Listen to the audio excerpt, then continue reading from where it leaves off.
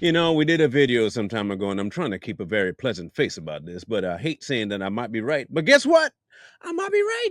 I might be right. I got done recording something with Corey, and it was about this pastor down in Memphis that done gone and lost his life over an altercation with a female outside of a bar. And I said in that video, I'm not sure what you're doing outside or inside or around a bar at 1, 2 a.m. in the morning as a pastor. And then Corey, after I was done, said something. They got video of the altercation, don't you? And I was like, they do. He's like, yeah, they do. So you know what we do? We go look at the video. We find the video. And we noticed something. And I'm gonna point it out to you in a second, but we noticed something. I don't know how many people have caught or not caught this because maybe people are too enamored with the situation, or they're looking at it from the perspective of this man walking up mad and aggressive. Y'all might have missed it, but we keep saying too strong is what? Always better than one. What I don't catch, Corey gonna catch. What Corey don't catch, I'm gonna catch. You're not gonna get away when both eyes are on this thing. You're not gonna get away. And we saw something, and I'm gonna let it play, and then we're gonna talk about what it is we done gone and saw. And y'all, I know you're gonna say I shouldn't laugh, but if I could use that word, I would. But man, come on, bro. Come when you see it, make sure you at the timestamp that you see it. I'm gonna ask you all to do this. This is a great object lesson. When you see what you think we might have seen, type "I see it" and put the timestamp in the chat. Okay, so you put the time that you see it and put "I see it." Okay, I see it. Well, before we get to that, if you have ever been the kind of person that wants to help the next generation, not be like this pastor, and I digress, make sure you put them in a mentorship program. And you know what mentorship program that might be?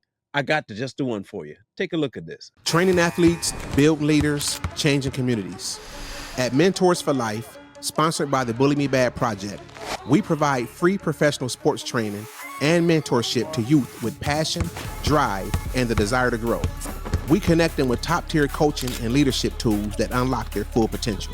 Our athletes train with elite professionals like Coach Cedric Booty of CM3, who's worked with NBA players such as Jaden Ivey and Blake Wesley, and the dynamic team of Tevin Lake and Bobo from T2 Sports Performance.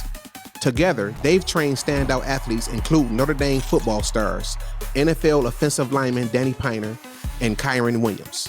In a school or neighborhood of 1,000 youth, 5 redirected lives can mean 5 future leaders, 5 families spared heartbreak, and 5 powerful stories of hope. And this is backed by research from the Money Smart Athlete Foundation, which shows that athletes have a powerful influence on youth behavior, confidence, and long-term success. We don't just build athletes, we build mentors.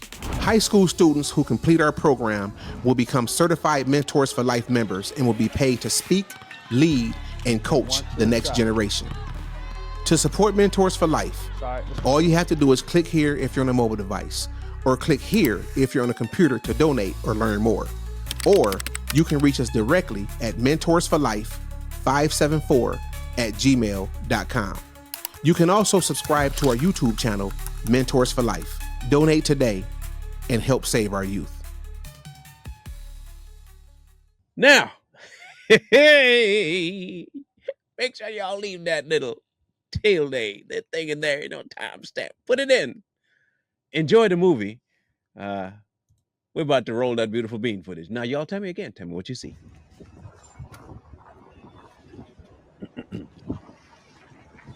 It's a nice car, too, by the way.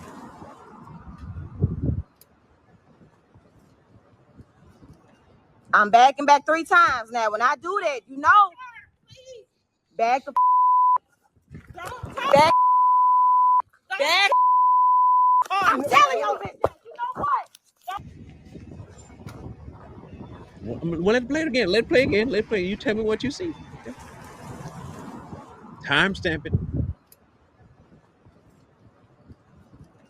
I'm backing back 3 times now. When I do that, back the back. Back. All right. I wanna make sure we get this get this correct. On my other video, I said there's something obviously up with a pastor being out after a certain hour. Now, remember, his cohorts, friends, family, church people say he was a man completely against violence. I will never be the one to ever say I'm completely against violence.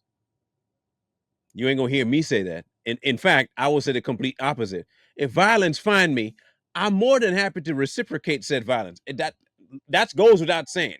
You will never hear me say I'm against violence. Appropriate amount of violence, I will say.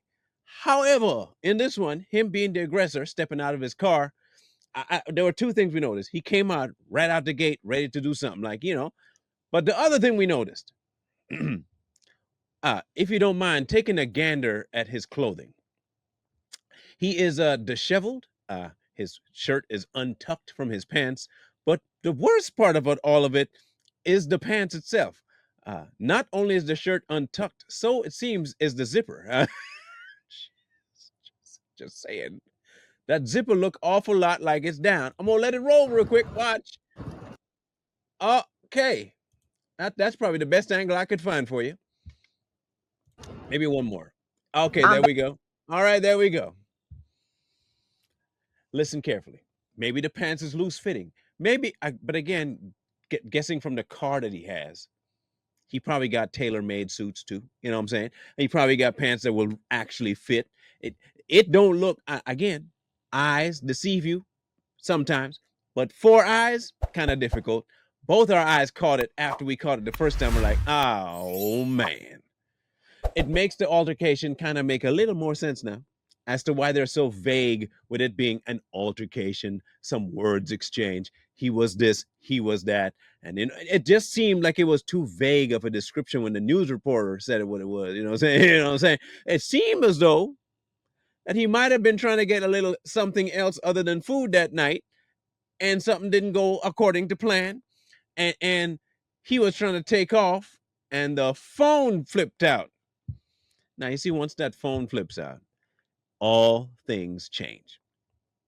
Everything changes once that phone show up. Because here's the thing, if that phone shows up and the recording on that phone shows up online, there goes that ministry, buddy. That ministry is out the door.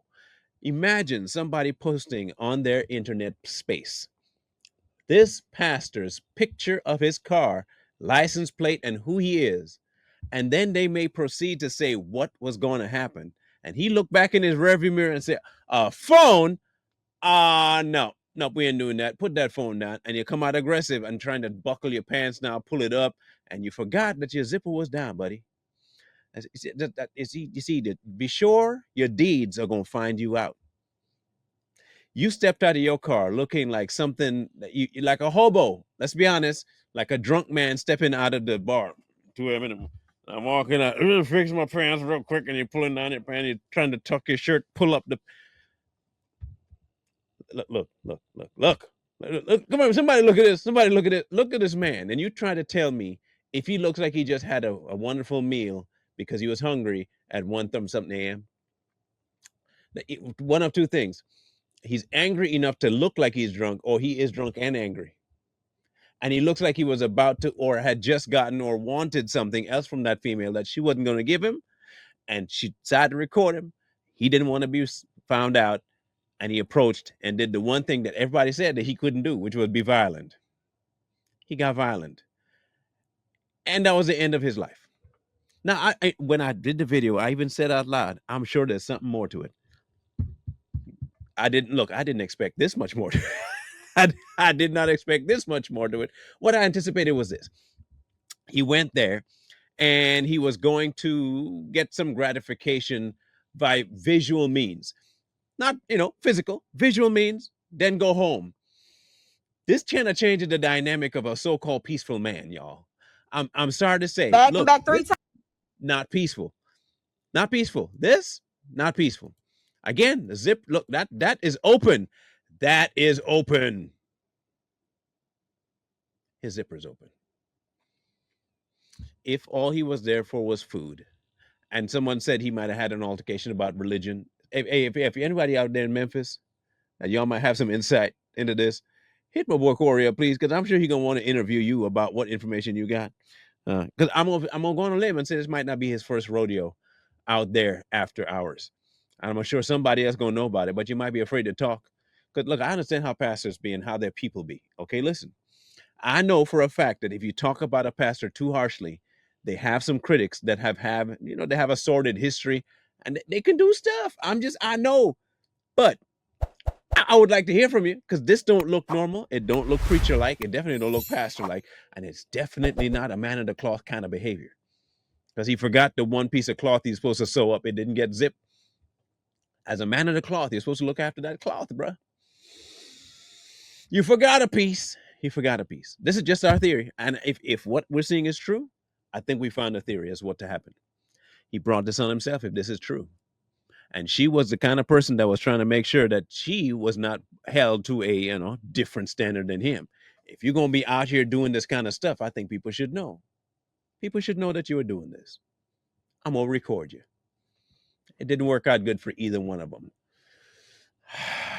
But at the same time, I honestly believe that our theory, that the hidden stuff that no one wants to talk about, is real and true. Whatever your thoughts are, and especially if you're from Memphis, I really want to hear from. I'm dead serious. If you're from this area and you know what happened, or you at least know the people that knows what happened, please come talk to us. Man, look, if it's one thing I know my boy Corey can do is interview some people, man. He can interview the mess out of people, and he's not gonna put you on the spot to the point where you're gonna run. He'll just ask the questions. He asks some really good questions, and you're gonna get your chance to say your stuff, say your piece, get to the bottom of what you saw, what you know. Because here's the problem. If this man really is a pastor, there are people that he has influenced, and they need to be awakened from this stupor if this is really what took place. We look forward to hearing from you, and we look forward to reading the comment section. Don't be afraid to say something. Even if in your mind you're thinking it might be inappropriate to laugh, it's a free country. You got a First Amendment right for a reason. Please make sure to use it, and make sure you use it under our comment section, because we would really love to engage with you, especially on this one.